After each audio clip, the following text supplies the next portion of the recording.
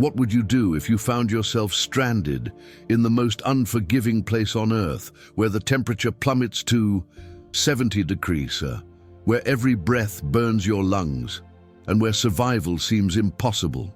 Today, I'm bringing you the incredible true story of a man who faced exactly that scenario in the remote mountains of Alaska. Armed with nothing but an axe, his wits, and an iron will, he didn't just survive. He created something that defied all expectations. If you're enjoying this content, don't forget to leave a like. It really helps the channel grow. Marcus Thornfield had spent 15 years as a wilderness survival instructor, teaching urban dwellers how to build fires and identify edible plants during comfortable weekend retreats. At 42, he considered himself experienced, perhaps even expert.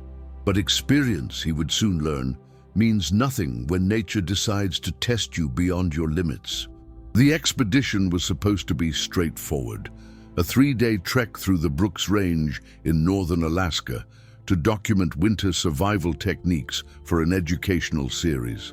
Marcus had planned every detail meticulously: route maps, supply caches, satellite communication devices, and a support team stationed at base camp. March seemed ideal. Cold enough to demonstrate winter skills, but not the deadly deep freeze of January or February. On the second day, everything changed. Marcus had separated from his 2 companions to scout a location for filming, agreeing to meet them at a predetermined waypoint in 4 hours. The weather forecast had predicted clear skies with temperatures around 30 degrees, challenging but manageable with proper gear. He never saw the storm coming. Within 30 minutes, the sky transformed from crystalline blue to a roiling mass of grey and white. The wind arrived first, a howling banshee that knocked him sideways and tore at his clothing. Then came the snow, not the gentle flakes of a postcard winter, but horizontal sheets of ice crystals that felt like sandpaper against any exposed skin. Marcus tried to return to his companions, but the whiteout was absolute. He couldn't see his hand in front of his face. His GPS unit's screen froze solid within minutes. The satellite phone, tucked in his inner pocket, showed no signal. The storm was too intense for the connection to penetrate. He knew the rules: stay put, build shelter, wait for rescue. But the temperature was dropping rapidly. His digital thermometer, before it died, had shown 45 degrees C and falling. The wind chill made it feel even colder, probably approaching 65 degrees C or worse. Marcus found a slight depression in the terrain, a shallow bowl that offered minimal protection from the screaming wind. He began digging with his gloved hands, trying to create a snow cave, but the snow was too powdery, collapsing as quickly as he excavated it. His fingers were already losing sensation despite his insulated gloves. That's when he made the decision that would define everything that followed. He couldn't build adequate shelter here. The terrain was too exposed, the snow too unstable. He had to find better ground, even if it meant moving in zero visibility during a blizzard. Using his compass and his decades of experience reading terrain through his feet, Marcus began a careful descent into what he hoped was a valley. Every step was a gamble. A hidden crevasse, a sudden drop-off, or simply losing his bearings could mean death. But staying put meant freezing. The storm raged for 18 hours. When it finally cleared, Marcus found himself in a narrow valley surrounded by steep, snow-covered peaks. He had no idea where he was in relation to his planned route. More critically, he had lost almost all his gear. His backpack, torn loose by the wind during the storm, was gone. His tent, sleeping bag, food supplies, and most of his emergency equipment all vanished into the white abyss. He took inventory of what remained. The clothes on his back, a small axe attached to his belt, a knife, a ferro rod fire starter that had been in his pocket, a metal water bottle, and about 3 days' worth of energy bars that had been in his jacket's inner pockets. No shelter, no sleeping bag, no stove, no communication device. The thermometer he'd salvaged from his jacket pocket showed 52 degrees C, and it was getting colder. Marcus estimated he was at least 60 kilometers from the nearest human presence, possibly further. The storm had likely erased any tracks. His support team would eventually send search parties, but in this vast wilderness, finding one man would be like finding a specific snowflake in a blizzard. If you're enjoying this story so far, leave a like and subscribe to the channel. It really helps me continue bringing you these incredible tales. Marcus looked at the axe on his belt. It was a good tool, a 3-pound head on a hickory handle, sharp and well-balanced. It had been a gift from his grandfather, a logger who had spent 50 years working the forests of Oregon. The old man's words echoed in Marcus's memory. A man with an axe and knowledge is never truly helpless.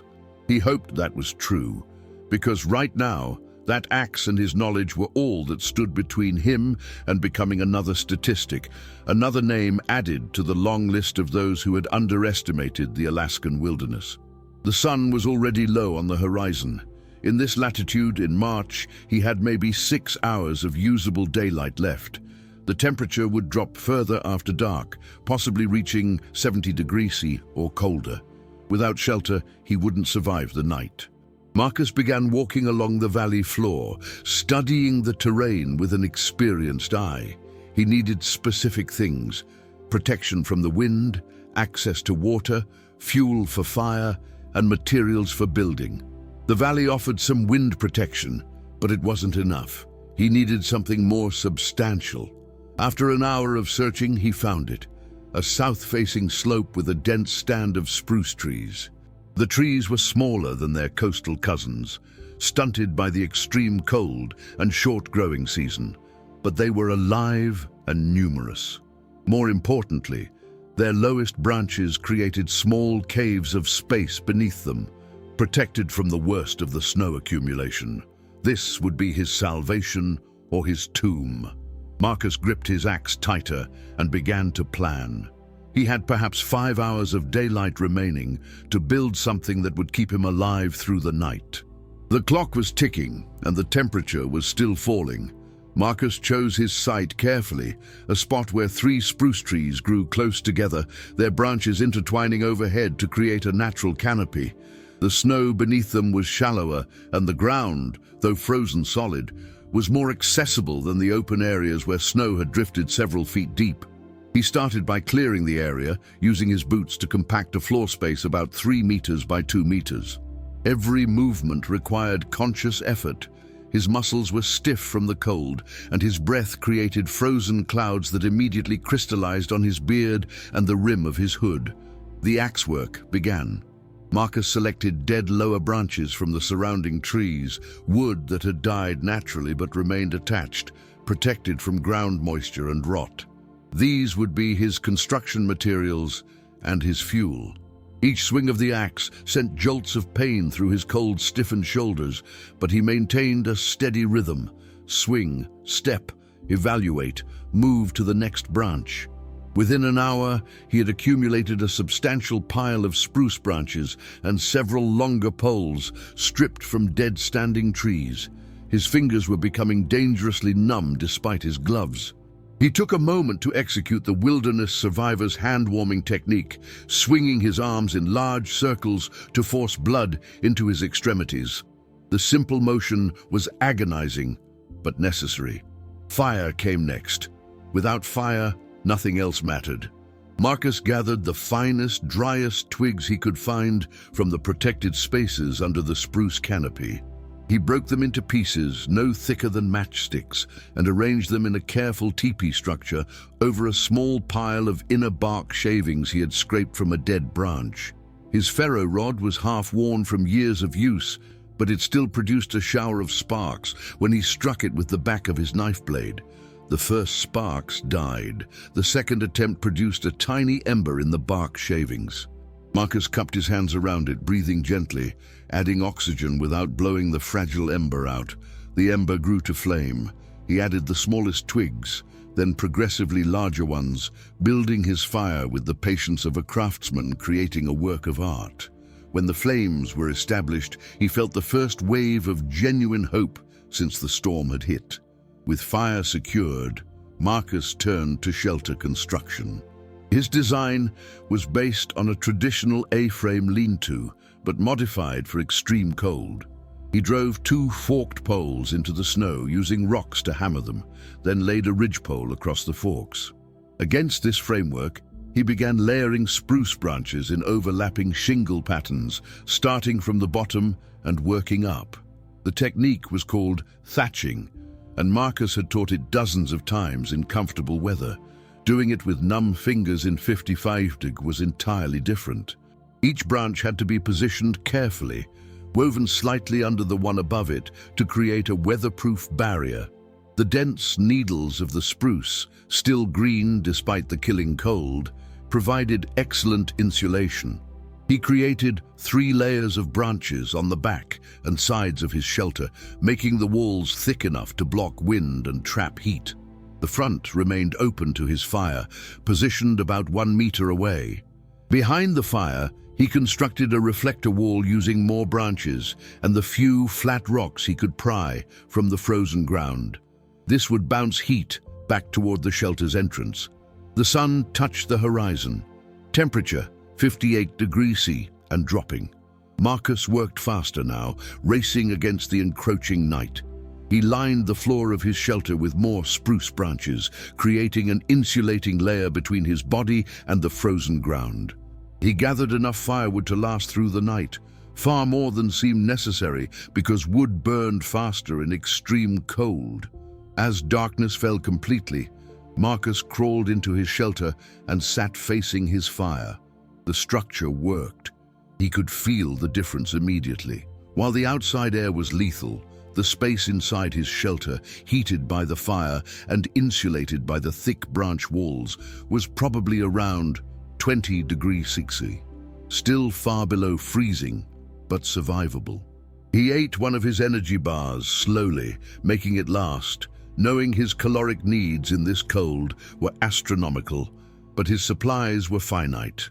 The bar was frozen solid, and eating it was like chewing sweetened rock. But the calories were precious. The night was long. Marcus dozed in short increments, waking every 30 to 40 minutes to add wood to his fire. Each time he woke, he checked his extremities for signs of frostbite, flexed his fingers and toes, kept blood circulating. The fire crackled and popped, sending sparks swirling into the black sky above. Around what he estimated was 3 in the morning, he heard wolves howling in the distance. The sound was both beautiful and terrifying, a reminder that he wasn't the only creature fighting to survive in this frozen wilderness. But wolves were smart. They wouldn't approach his fire. At one point, during a period of wakefulness, Marcus looked up at the sky through the gaps in his shelter's roof. The aurora borealis danced overhead, ribbons of green and purple light swaying across the heavens like curtains in a cosmic theater.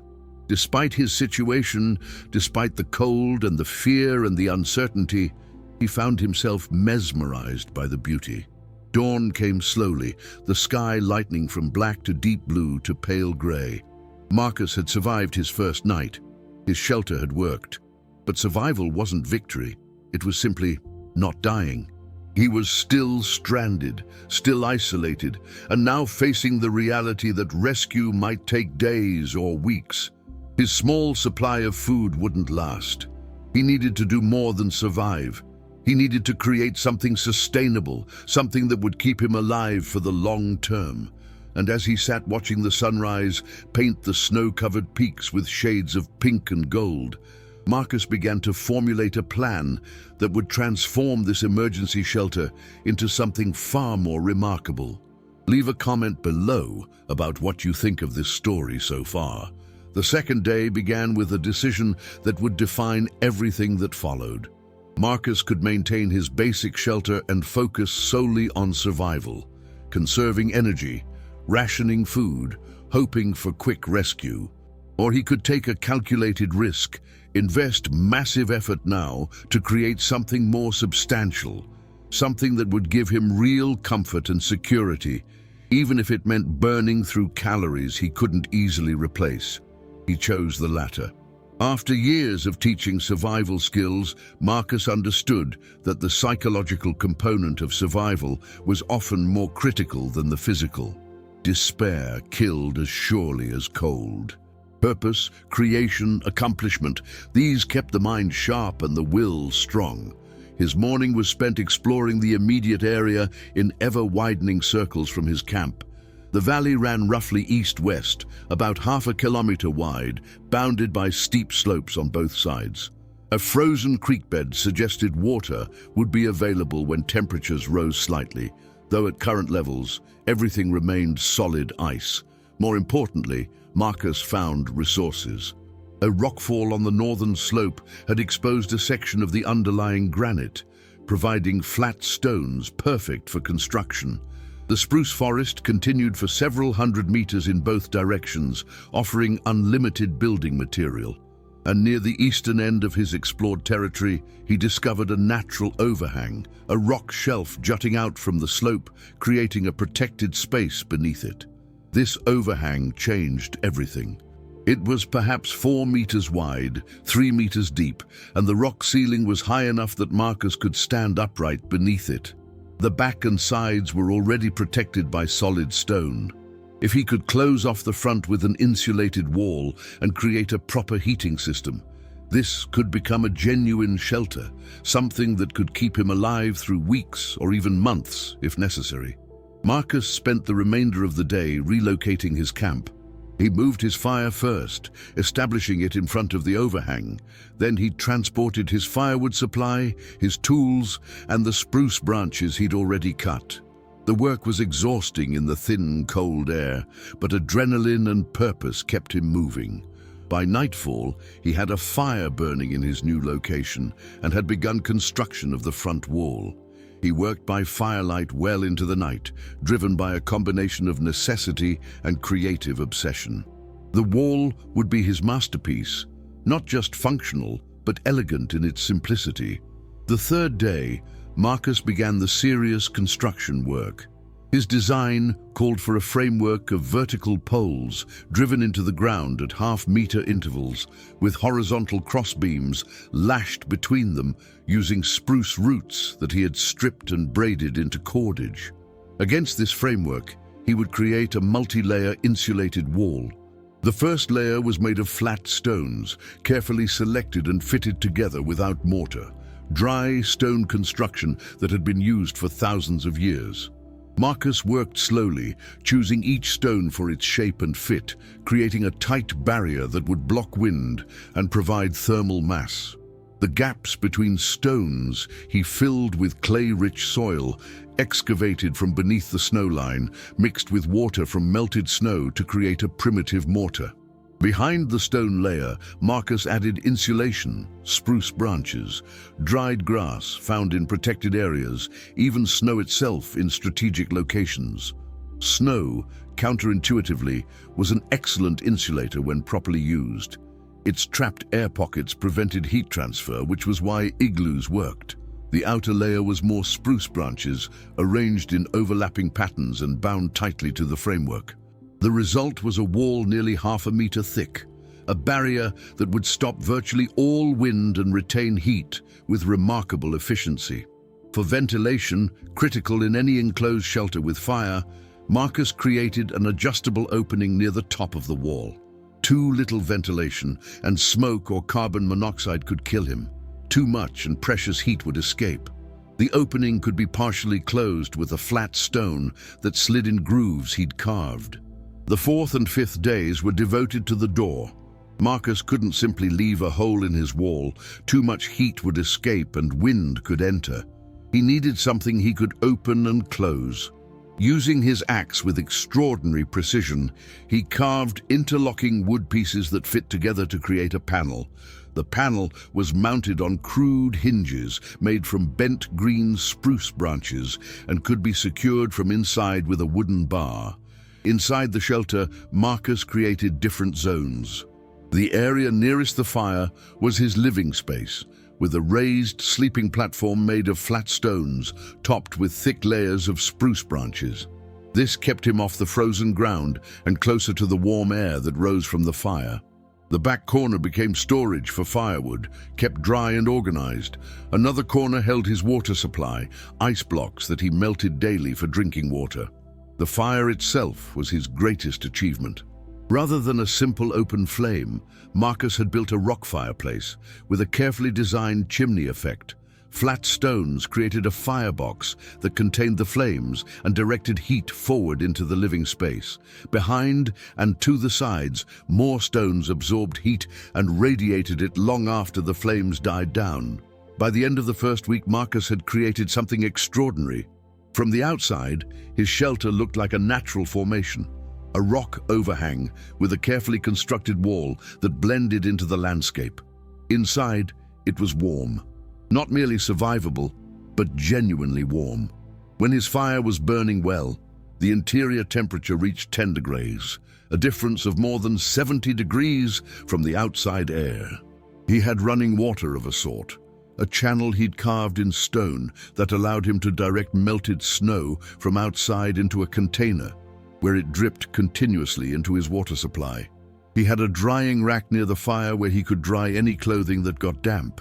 He had shelving carved into the rock walls for organizing his limited supplies. Most remarkably, he had used his axe to carve a calendar into the rock wall, lines marking each day, grouped in sevens. Tracking time was crucial for maintaining mental clarity. He also carved words of encouragement to himself, quotes from his grandfather, and observations about his situation. This rock journal kept him sane. If you're finding this story incredible, hit that like button and subscribe to keep following Marcus's journey. By the second week, Marcus had established routines that made survival not just possible, but almost comfortable. His mornings began with stoking the fire from the overnight coals, melting snow for water, and eating a quarter of an energy bar, his daily ration. He was already noticeably thinner, his body burning through fat reserves to maintain core temperature in the extreme cold. His days were filled with necessary tasks. Gathering firewood consumed hours. He ranged progressively further from his shelter, cutting dead wood and dragging it back. The physical exertion kept him warm while working, but it also burned precious calories. It was a careful balance. Marcus experimented with supplementing his dwindling food supply. He fashioned primitive snares from braided spruce root cordage, setting them along what looked like rabbit runs in the snow. For 3 days, he caught nothing. On the 4th day, he found a snowshoe hare in one of his traps, a small victory that felt monumental. The meat, carefully roasted over his fire, provided protein and fat his body desperately needed. He also discovered that inner bark from certain spruce trees, while not tasty, was edible and provided some nutrition. He scraped thin layers with his knife, dried them by the fire, and chewed them slowly. Combined with his diminishing supply of energy bars, the occasional hair and spruce bark, he could theoretically survive for weeks longer. But it was the psychological challenge that proved most difficult. The solitude was absolute. No human voice, no mechanical sounds, nothing but wind, the crack of trees in the cold, and the occasional animal cry. Marcus talked to himself constantly, narrating his actions, arguing about decisions, even singing songs from his childhood, anything to hear a human voice, even if it was his own. He marked important observations on his rock journal. Day 14. Temperature finally rose to 40°C today. Day 17, saw a raven, first bird in a week. Day 20, supply of energy bars officially gone, now dependent on trapping and bark. The waiting was hardest at night. Despite the warmth of his improved shelter, sleep came fitfully. He dreamed of rescue helicopters, of his family, of hot meals and warm beds. He woke often, disoriented, needing several seconds to remember where he was and why. Marcus had always considered himself mentally strong, but isolation tested him in ways he hadn't anticipated. There were moments, dark moments in the deep cold of night, when he wondered if anyone was still looking for him. 3 weeks had passed. In extreme survival situations, searches often scaled back after the first week or two. He might be presumed dead. These thoughts led to dangerous spirals. If no one was searching, he could be here until spring, months away. His shelter was good, but could he really trap enough food to survive that long? The cold was relentless, burning through calories even while resting. He was already weakened, slower, more prone to making mistakes. During one particularly difficult night, Marcus nearly gave up. He sat by his fire, staring at the flames, thinking how easy it would be to simply walk out into the cold and let nature take its course. Fast, relatively painless after the initial period, better than slowly starving or dying of an injury while alone and helpless.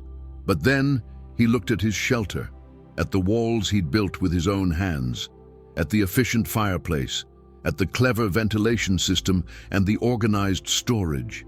He had created something remarkable. Against impossible odds, with nothing but an axe and determination, he had built not just survival, but a home. His grandfather's voice echoed in his memory again. The measure of a man isn't how he handles easy times. It's what he does when everything goes to hell. Marcus fed his fire and resolved to keep fighting. Morning would come. He would continue his routines. He would improve his shelter further, refine his trapping, explore more of the valley. He would survive. On day 24, something changed. Marcus had been checking his snares in the pre-dawn cold when he heard it. A sound that didn't belong in the natural soundscape of the wilderness. A mechanical sound, distant but unmistakable. A helicopter. He scrambled back to his shelter, grabbed the sharpest axe-cut branches he could find, and ran to an open area in the valley.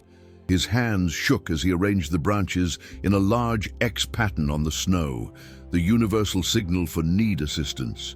Then he fed his signal fire, sending thick smoke into the clear morning air. The helicopter sound grew closer. Marcus waved his arms frantically, shouting though he knew they couldn't possibly hear him. The aircraft appeared over the eastern ridge, a red and white search and rescue helicopter. It banked toward his position. They had found him. The rescue team was professional, but clearly astonished. When they hiked from the helicopter landing zone to his shelter, following Marcus through the snow, their expressions of disbelief were comical. One of the rescuers, a veteran named Sarah, stood in his shelter doorway for several seconds before speaking. "You built this with just an axe?" Marcus nodded, suddenly self-conscious. It seemed necessary. Another rescuer was examining the fireplace, the stone walls, the ventilation system. "This isn't survival construction. This is engineering."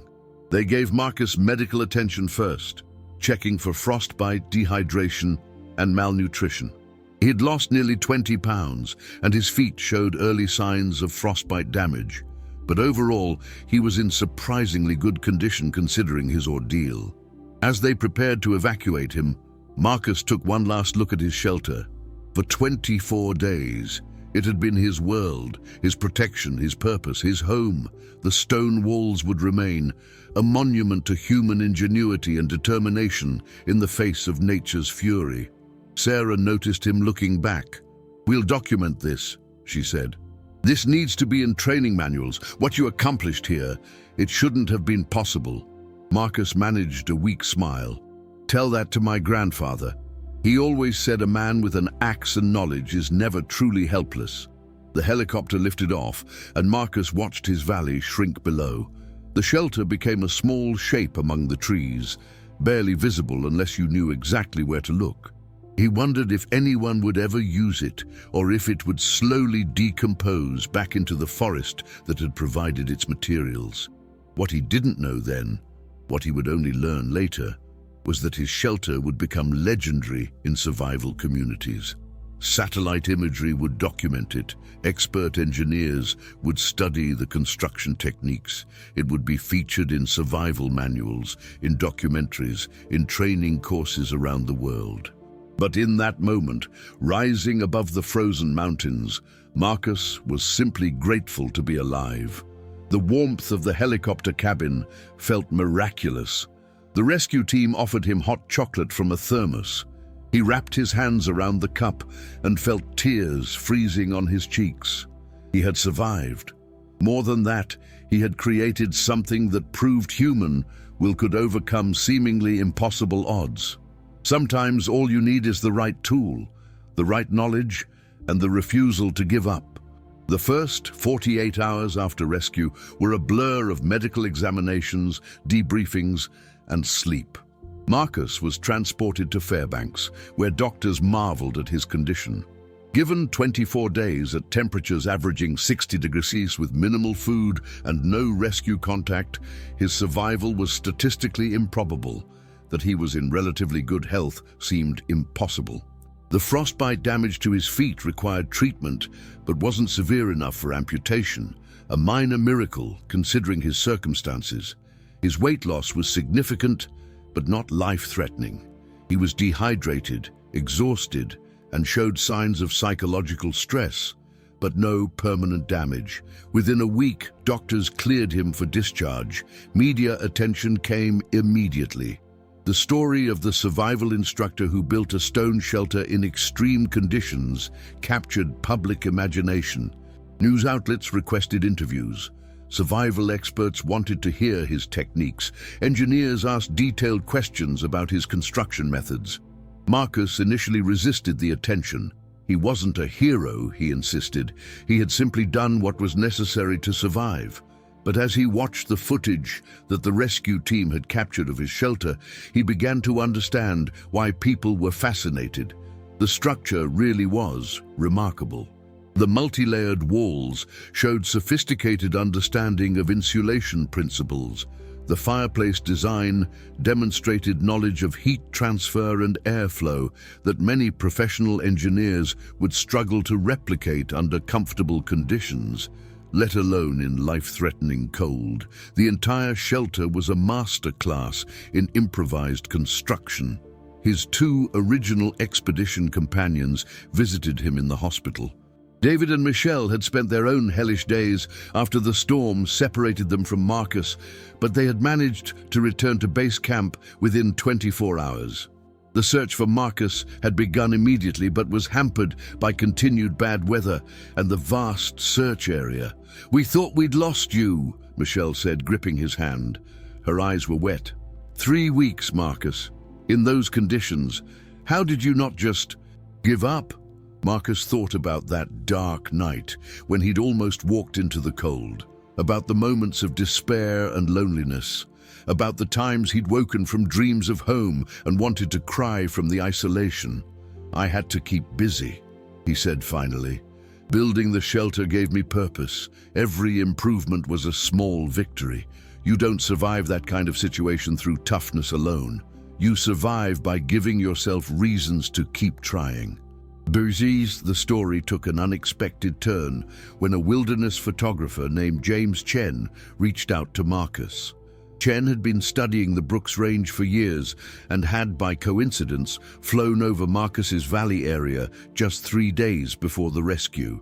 His aerial photographs had captured the entire region in high resolution. When Chen reviewed his images after learning about Marcus's rescue, he found something extraordinary. You could actually see the progression of construction in his photos. There was Marcus's initial lean-to shelter, clearly visible against the snow. And there, 100 meters away, was the beginning of his stone shelter under the overhang, just the foundation visible in Chen's photograph, taken while Marcus was still in the early stages of construction. "Do you realize what this means?" Chen told Marcus during their meeting. "We have before and after documentation of your work. Combined with the rescue team's footage, we can create a complete record of what you built. This is unprecedented in survival documentation." The idea intrigued Marcus. As his strength returned during recovery, he worked with Chen, engineers, survival experts, and documentary filmmakers to create a comprehensive analysis of his shelter. They used satellite imagery, aerial photographs, the rescue team's video, and Marcus's own detailed memory to reconstruct the entire building process. What emerged was fascinating. The shelter incorporated principles from multiple construction traditions, indigenous Arctic building techniques, traditional stone masonry, modern insulation theory, and improvisations born from desperate necessity. Yet Marcus hadn't consciously drawn on any single method. He had simply applied fundamental principles of physics, engineering, and survival in response to his environment.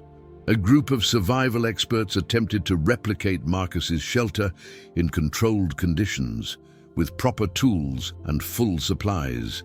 It took them 5 days with multiple people working together to create something comparable. That Marcus had built it alone, with only an axe while starving and fighting hypothermia, elevated the accomplishment from impressive to seemingly impossible. 3 months after his rescue, Marcus was invited to speak at the annual North American Wilderness Survival Conference. He had always been comfortable teaching small groups, but standing before 500 survival professionals was different. His hands shook as he approached the podium. "I'm not a hero," he began, echoing his earlier protests. "What I did wasn't extraordinary. It was just survival, one decision at a time. But I've learned something from this experience that I think is important for everyone here to understand." He clicked through slides showing his shelter from various angles. "We teach skills. We teach techniques. That's important and necessary. But what we sometimes forget to teach is the psychology of survival, the mental framework that allows you to keep functioning when everything seems hopeless." Marcus talked about his grandfather, about the value he'd learned to place on craftsmanship and purpose, about how building something beautiful, not just functional, had kept him sane during isolation, about the importance of small victories and daily routines. "When you're teaching survival," he said, "teach people to find meaning in the process, not just the outcome. Teach them to take pride in their work, especially when no one else will ever see it. That's what saved me. Not the shelter itself, but the act of creating it." The speech was met with a standing ovation, but more importantly, it sparked conversations throughout the survival community about how psychological preparation should be integrated into survival training. Marcus eventually returned to teaching, though his approach changed. He still taught practical skills, but now he emphasized the mental aspects equally. He taught his students to build not just functionally, but beautifully, to find satisfaction in craftsmanship, to create routines and purposes that would sustain them through darkness. His shelter remained in the valley for 2 years before the harsh weather finally began to deteriorate it. The rock walls persisted longer, slowly collapsing as the wooden framework rotted and the elements took their toll. Hikers occasionally stumbled upon the ruins and wondered at their origin. But the shelter's true legacy wasn't the physical structure. It was the story, the proof that human ingenuity and determination could overcome conditions that should have been fatal.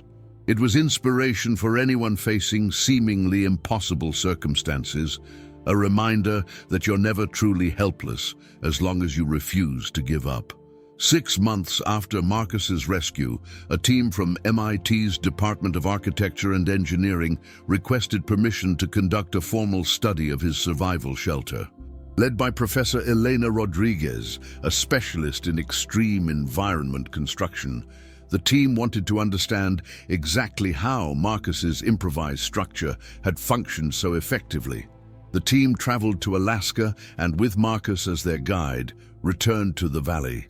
The shelter was still largely intact, though showing signs of weather damage. The stone walls remained solid, but the wooden framework was beginning to rot, and the spruce branch insulation had dried and partially blown away. Professor Rodriguez and her team spent 3 days measuring, photographing, and analyzing every aspect of the structure. They brought thermal imaging cameras, moisture sensors, structural analysis equipment, and various other instruments. What they discovered surprised even these experts. "The R-value of your wall system," Rodriguez explained to Marcus as they stood inside the shelter, "is comparable to modern insulated concrete forms. You achieved roughly R30 insulation using natural materials. That's extraordinary. The thermal imaging revealed why the shelter had been so effective. The stone layer provided thermal mass, absorbing heat during the day and releasing it slowly at night. The middle insulation layer, with its trapped air pockets, prevented heat transfer. The outer spruce branch layer created a wind barrier and allowed the wall to breathe, preventing dangerous moisture buildup. What's remarkable, one of Rodriguez's graduate students noted, is that you achieved optimal layer sequencing. Many people who try to build thick walls for cold weather actually trap moisture and create ice, which destroys insulation value. Your layering prevented that. The fireplace design was analyzed separately by a team specializing in combustion and heat transfer. Their findings were equally impressive. Marcus's rock configuration created a system that maximized heat radiation while minimizing fuel consumption, essentially a primitive but highly efficient rocket mass heater. The angle of your reflector stones, the combustion specialist explained, directs approximately 70% of the heat energy into your living space. Most open fires only achieve about 20% efficiency. You tripled the effectiveness of your fuel burning through simple geometric arrangement.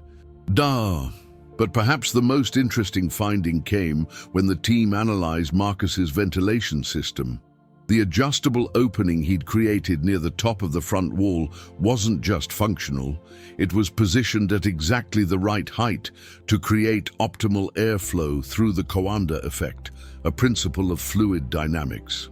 "Did you know about the Coanda effect when you built this?" Rodriguez asked. Marcus shook his head. "I just knew I needed airflow that would pull smoke up and out without creating drafts at floor level. I tried different positions until one worked." "You essentially rediscovered a principle of fluid dynamics through trial and error while fighting for your survival," Rodriguez said, amazed. "That's engineering intuition at its finest." The MIT team's report, published in the Journal of Wilderness Survival and Extreme Environment Engineering, became one of the most cited papers in its field. It provided detailed blueprints of Marcus's shelter, analysis of its thermal properties, and recommendations for adapting his techniques to various survival scenarios. What made the paper particularly valuable was its acknowledgement of the psychological factors. Rodriguez included a section on how the act of building something sophisticated rather than merely adequate had contributed to Marcus's psychological resilience. The shelter wasn't just a physical refuge, it was a mental anchor. The publicity from the MIT study attracted attention from unexpected quarters. The Norwegian military, which trained soldiers for Arctic warfare, incorporated Marcus's techniques into their survival curriculum. NASA's Mars Habitat Division studied his approach to creating livable space with minimal resources, relevant for potential Mars colonization scenarios where settlers might need to improvise with local materials. Several survival schools asked Marcus to serve as a consultant, helping them update their curricula to emphasize improvisation and psychological resilience alongside traditional skills. He accepted several of these positions, finding satisfaction in sharing lessons learned from his ordeal. One particularly poignant moment came when Marcus was invited to speak at his grandfather's old logging camp, now converted to a wilderness education center. Standing in the same forests where his grandfather had worked for 50 years, holding the same axe that had saved his life, Marcus felt a sense of connection that transcended time. "My grandfather told me that a man with an axe and knowledge is never helpless," Marcus said to the assembled students. "But I learned something else up there in that frozen valley. An axe and knowledge aren't enough. You also need purpose. You need the will to create, not just survive. You need to care about the quality of your work, even when, especially when, no one else will ever see it." He held up the axe, its blade now slightly worn, but still sharp. "This tool saved my life. But what really saved me was my grandfather's lesson about craftsmanship, about taking pride in work well done. That's what kept me going during the darkest moments. Not fear of death, but the desire to finish what I'd started." to build something worthy of the effort. The students, ranging from teenagers to retirees, listened intently. Many were taking notes. Some had tears in their eyes. The story of the man who refused to simply survive, who instead chose to create something exceptional in the face of certain death, resonated on a level beyond mere survival technique. After the presentation, a young woman approached Marcus. She was a geology student who had nearly dropped out of college after a hiking accident had shaken her confidence. "Your story changed something for me," she said. "I've been so focused on my fear of getting hurt again, fear of not being capable enough. But you showed that capability isn't about not being afraid. It's about what you choose to create, despite the fear." Marcus smiled. "That's exactly right. Fear is just information. It tells you about risks, about challenges, but it doesn't have to control your decisions. You decide what to build with your life, regardless of what fear might suggest." The MIT study, the military applications, the NASA interest, all of these were validating in their way. But conversations like this one, with individuals finding inspiration and courage in his story, meant more to Marcus than any academic recognition. He realized that his 24 days in the frozen valley had taught him something profound about human nature. We're not at our best when we're comfortable and safe. We're at our best when we're challenged, when we're forced to dig deep and discover what we're truly capable of creating. The shelter was gone now, fully reclaimed by the wilderness. But its influence would persist for generations, not as a physical structure, but as proof of what one person could accomplish with limited tools, unlimited determination, and the refusal to merely survive when excellence was possible. 2 years after his rescue, Marcus published a book titled The Shelter Engineering Survival at 70 degrees Celsius. It wasn't a typical survival manual. Instead, it wove together his personal narrative, technical analysis of his construction methods, psychological observations about isolation and resilience, and philosophical reflections on the relationship between humans and wilderness. The book became an unexpected bestseller, appealing to audiences far beyond the survival community. Engineers appreciated the technical sections. Psychologists referenced the observations about mental resilience. General readers connected with the fundamental story of human determination against overwhelming odds. Marcus used a portion of the proceeds to establish the Thornfield Wilderness Education Fund, providing scholarships for underprivileged young people to attend survival and wilderness training programs. He believed that wilderness skills weren't just about staying alive in emergencies. They taught self-reliance, confidence, and problem-solving abilities valuable in any life situation. He also partnered with several conservation organizations to protect wilderness areas like the Brooks Range, where his ordeal had occurred. "Wilderness isn't just beautiful," he would say in his advocacy work. "It's essential. It's where we test ourselves, where we remember what we're capable of without modern conveniences. We need to preserve these places for future generations." The shelter site itself became something of a pilgrimage destination for serious wilderness enthusiasts. Though the structure had fully collapsed, the location was known, and hikers occasionally visited to see where the legendary construction had stood. The flat rocks Marcus had arranged remained, slowly being scattered by weather and curious visitors. Marcus returned to the site once, 3 years after his rescue. He hiked in alone during summer when the valley was transformed, green with low vegetation, warmed by the midnight sun, so different from the frozen hell he'd endured. Standing where his shelter had been, he felt complex emotions. Pride, certainly. What he'd accomplished remained remarkable even with time and perspective. But also humility. He'd been lucky in many ways. Lucky that the storm hadn't killed him outright. Lucky that he'd found the overhang. Lucky that rescue had come when it did. A dozen small changes in circumstances, and he wouldn't have survived to tell the story. He sat on one of the stones from his old fireplace and wrote in his journal, a habit he'd maintained since those desperate days marking time on rock walls. "I came here young and arrogant. confident in my expertise. The mountains taught me humility. I left here changed, understanding that knowledge without wisdom is dangerous, that preparation without adaptability is insufficient. The shelter I built saved my body, but the lessons I learned here saved my soul. I wonder if anyone who hasn't faced death in isolation can truly understand how precious ordinary moments become. Hot coffee, a comfortable bed, the voice of a friend. We take survival for granted until it's threatened. Then we remember what matters. Marcus closed the journal and looked around the valley one last time. A raven called from a nearby tree, perhaps a descendant of the one he'd seen during his ordeal. The sun was warm on his face. He took a deep breath of clean mountain air and smiled. He had survived, but more than that, he had lived, he had created, he had persevered. And now he had the opportunity to share those lessons with others, to help them discover their own capabilities before circumstances forced the discovery. As Marcus hiked out of the valley, he passed a group of young backpackers heading in.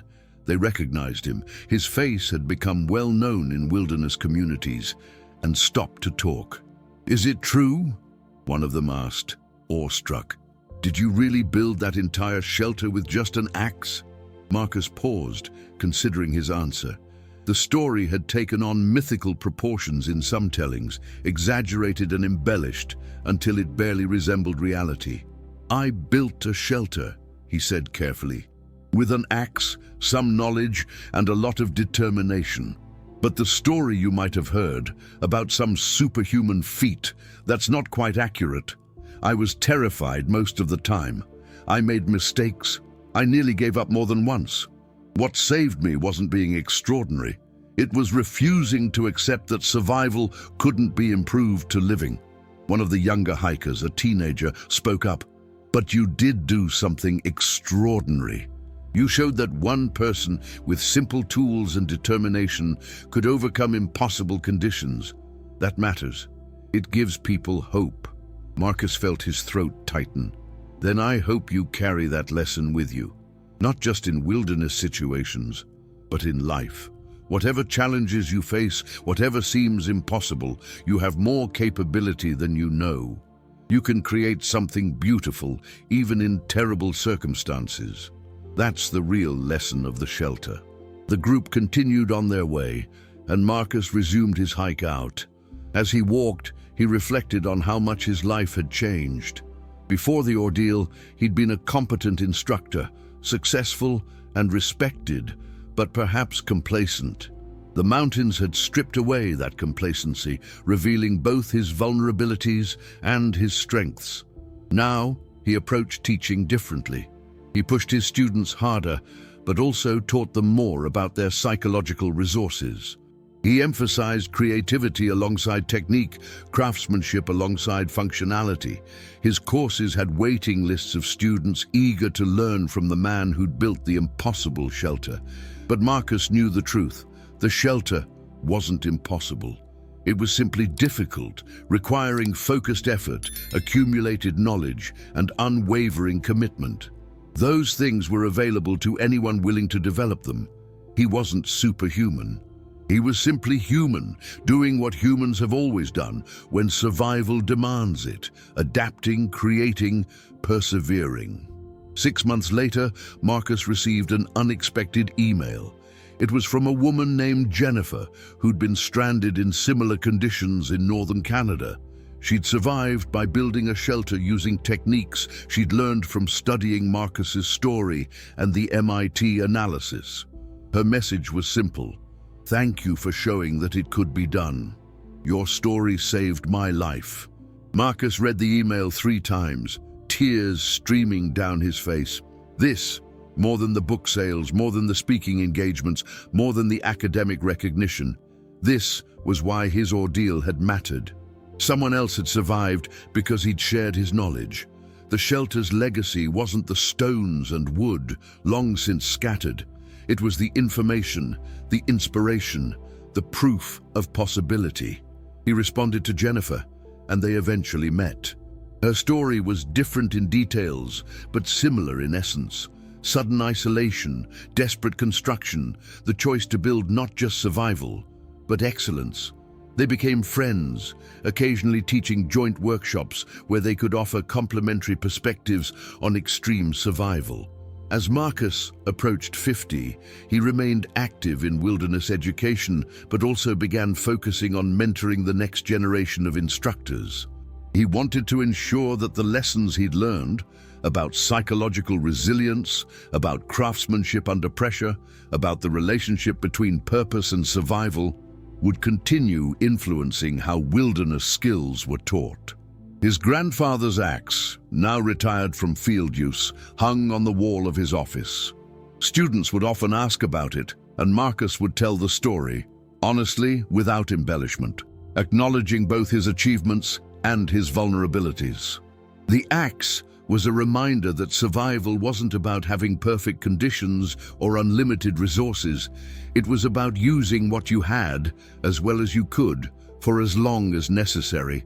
On the 10th anniversary of his rescue, Marcus was invited to give a TED talk about his experience.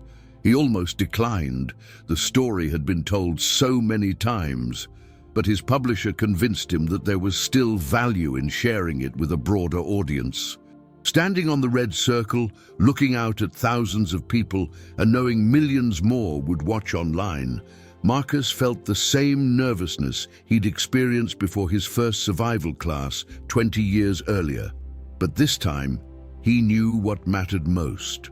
Not impressing the audience with his toughness, but inspiring them with possibilities. 10 years ago, he began, I was abandoned in the mountains at temperatures that should have killed me. I survived, and people called it miraculous. But miracles are just outcomes we don't yet understand. What I did wasn't miraculous.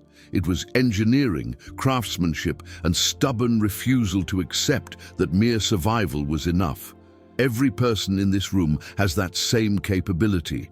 You might never face 70°C temperatures or build an emergency shelter, but you will face challenges that seem impossible.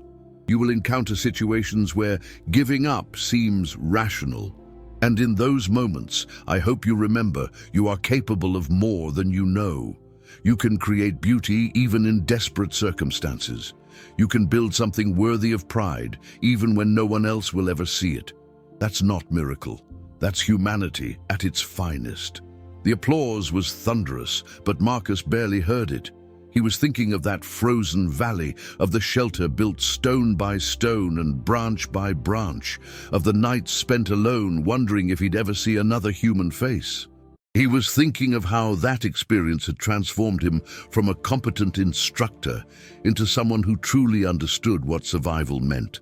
Not just staying alive, but maintaining your humanity, your standards, your pride in work well done. If you enjoyed this incredible story of survival and determination, please leave a comment below sharing your thoughts. I'd love to hear what part of Marcus's journey resonated most with you. And if you're not already subscribed, hit that subscribe button and turn on notifications so you don't miss future stories of human resilience and triumph. Thank you for watching, and remember, you're capable of more than you know.